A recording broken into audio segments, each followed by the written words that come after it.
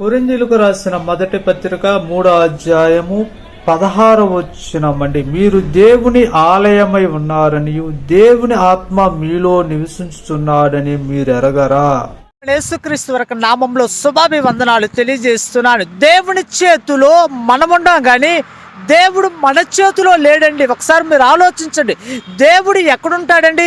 మన హృదయాలనే ఆయన దేవాలయముగా మార్చుకున్నాడు.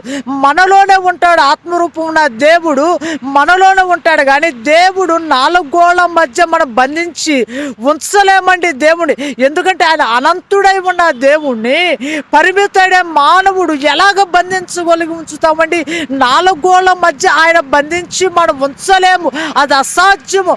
అందుకే దేవుడు మన హృదయాలనే దేవాలయముగా మార్చుకున్నాడు. మన హృదయములోనే ఆత్మరూపాన్ని ఆయన నివసిస్తున్నాడు. ఆయన మనలో ఉంటే మన జీవితాలు దీవెనకరముగా మార్చబడతాయండి. గుడి గోడలలో లేడు దేవుడు, గుండె గుడిలో ఉన్నాడు చూడు. గుడి గోడలలో లేడు దేవుడు, గుండె గుడిలో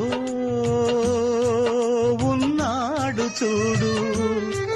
బడి బండలలో లేదు దైవత, బ్రతుకు బడిలో ఉన్నది చూడు.